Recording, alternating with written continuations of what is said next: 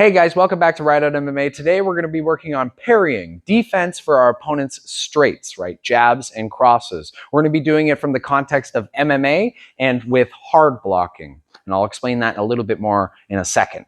Thanks so much for watching the video. Make sure you like, comment, and subscribe.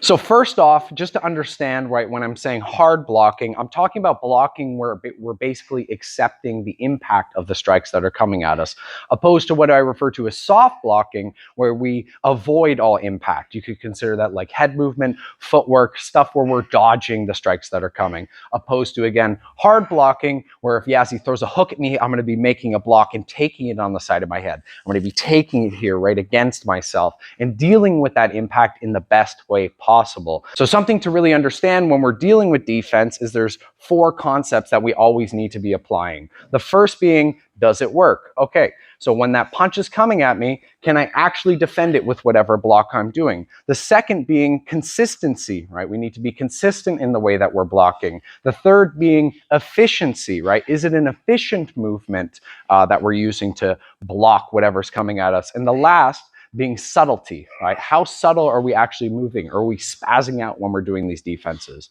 If you're applying those 4 concepts to really any technique that you're doing in terms of martial arts, then you should be doing it in the best way possible. And for me, when it comes to, like, let's say hand position or foot position, as long as those 4 concepts are applied, then really anything should work. I don't care if your hands are up here. I don't care if your hands are here. I don't care if your hands are like this. I don't care if your hands are like this. As long as you can apply those 4 things, right? Does it work, right?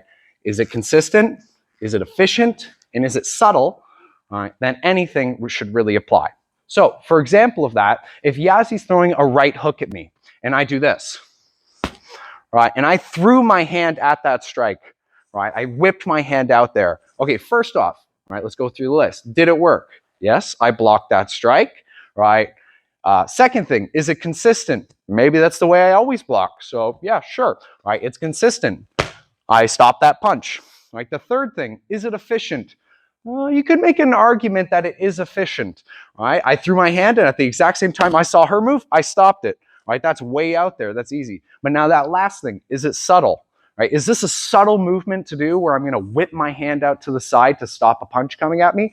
No, it's not. So even though that the first 3 things did apply within reason, right, the last thing definitely did not. And the reason why that subtlety part is the most important in my eyes is if Yazzie feints that hook and I go like this now, right, I was consistent in the way that I blocked, but I wasn't subtle. Right? It worked the first time, but it's not going to work the second time. And maybe it was efficient for that one time she threw that strike, but since I lacked the subtlety in my defense, I exposed myself too much in the future. So when you're doing your defenses, obviously some movements will work one time, but an advanced level fighter, right, if they're reading these big openings every time you do when you're trying to do your defense, it's not going to work as the fight progresses. They're going to recognize your patterns and they're going to anticipate your movements and take advantage of you, which nobody wants. So, right, just to start, when Yazzie's throwing her jab at me, can you just take this angle for me, please? Thanks. So when Yazzie's throwing her jab at me, I'm going to be parrying, right? I'm going to be meeting it with the hand on the same side that her punch is on. So, right, the movement itself for a parry is opening my palm up, getting in front of my face, and catching it with strength, but not smacking at it. Okay? It doesn't take much in terms of a parry to disperse the impact of her punch, right? Obviously, some will be stronger than the others, and it depends on the type of fighter that Yazzie is, what kind of power she's bringing to that strike. But in general, right, I don't have to match the energy that she's bringing. I can, right, open my palm up and catch it right in the center of my hand, and it will at least deflect a lot of that energy. It will disperse it, and it won't just penetrate right through. Most of the time, right? When I'm speaking about these defenses too, they're not catch-alls. But if we apply those 4 concepts that I mentioned at the start, right, you're going to be a lot better off in the long run. Okay, so Yazzie's throwing that jab at me. First off, when she's throwing that jab, like I was mentioning before, I'm catching on the same side that she's throwing at me. If I was to use my opposite hand, there are moments where that does make sense. Let's say I'm setting up a counter, or I'm moving into some other type of strike, or maybe she's opened me up in a certain way where that's the only hand that I have available to defend myself. But I don't want to be consistent in that, right? If I'm consistent, again, right, this is a flaw, right?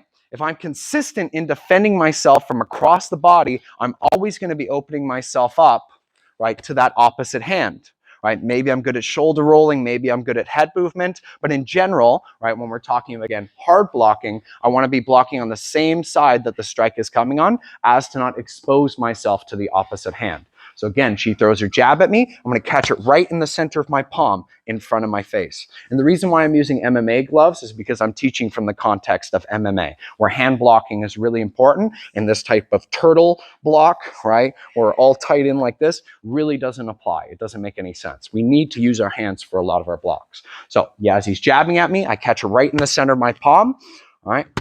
And if she was to feint me, this is what you shouldn't do. Feint?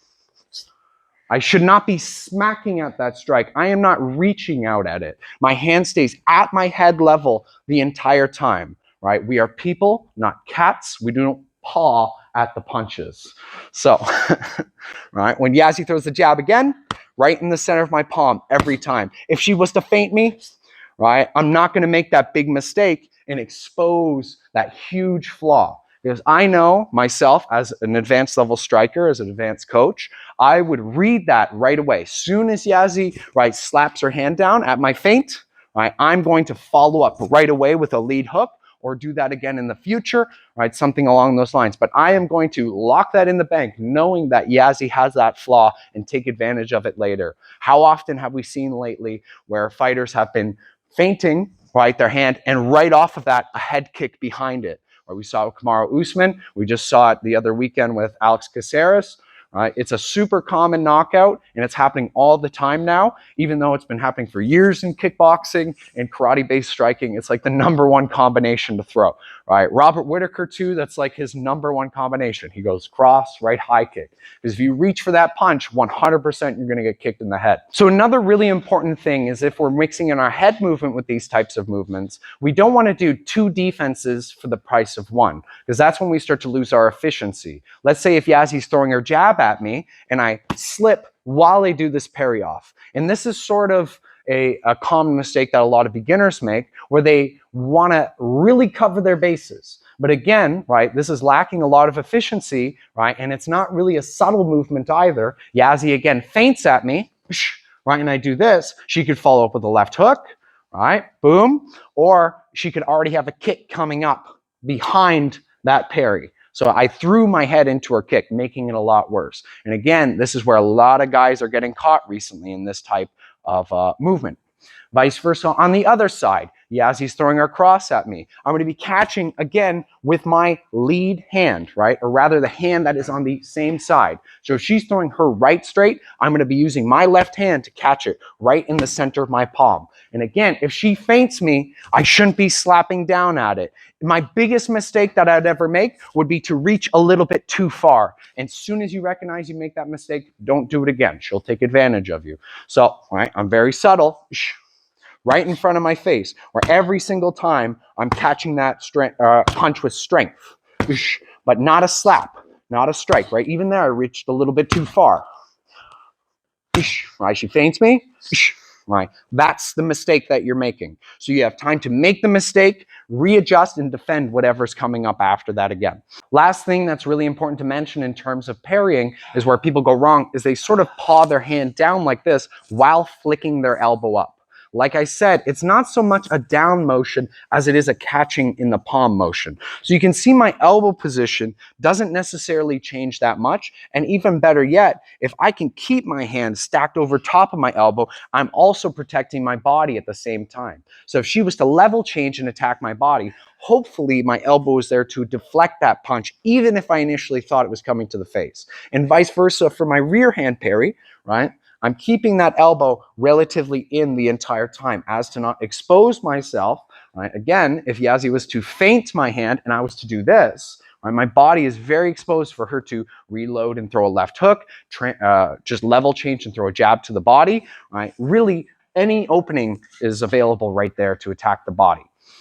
So mixing these two defenses together, again, with subtlety, I catch off of either side. Don't overthink it too much. Really just don't throw your hands at the strikes. You'll fall apart really quick. If I start from a bit of a lower guard, I still need to make that adjustment and come to my face and be consistent and efficient with it. Even if I go from sort of this hands down position, my hands are up like this, same concept still applies. Okay, and again, this is teaching from the context of MMA, where hand blocking is a lot more important than it would be in, let's say, boxing or Muay Thai, where they use bigger gloves and we can kind of do much tighter blocking to the sides of our heads.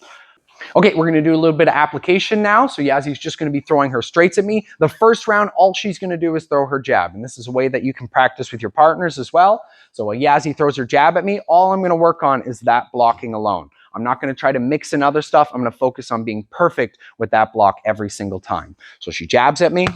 I catch in the palm every single time. All right. And once your partner starts looking really good, make sure that they start mixing in feints too. Because if you're being perfect, then they're not challenging you enough.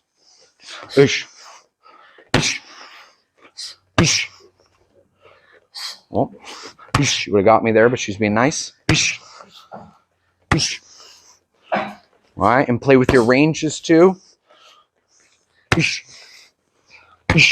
right, I'm inside the entire time. Next round, all right, she's just throwing her cross at me. And again, she's going to start slow. Make sure I'm working on perfect technique the entire time. I'm not overreacting. And once she thinks I'm looking comfortable, I'm doing everything perfectly, she'll start mixing in that feinting. All right, she can feint with both hands. All right, try to get me distracted.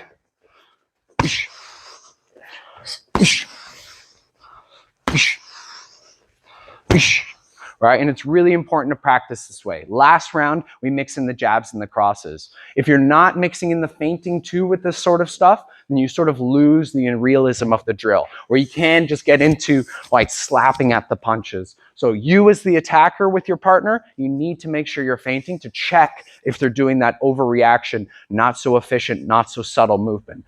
And make sure you're aiming at their face and not at their hands. Okay, you're not punching like this or like this. We're aiming right down the center the entire time, right at their nose. We need to make sure we're building great patterns the entire time. Yep. And if you're doing this perfectly, then they're not challenging you enough.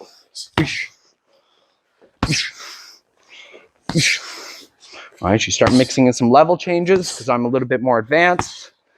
All right. But for the beginners, you can just keep it on the head. And you can pick up the pace a little bit, throw a little bit quicker.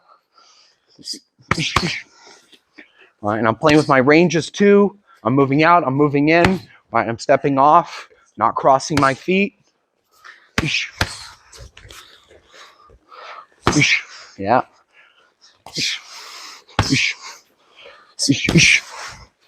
Perfect, good job. Okay guys, if you learned something today, make sure you subscribe to the channel, like the video, leave a comment if there's something that you want us to teach you in the future or show you, or maybe some drills for some specific movements that you're trying to really improve. Anything at all, make sure you leave a comment about. Thanks so much for watching the video, and we'll see you next time.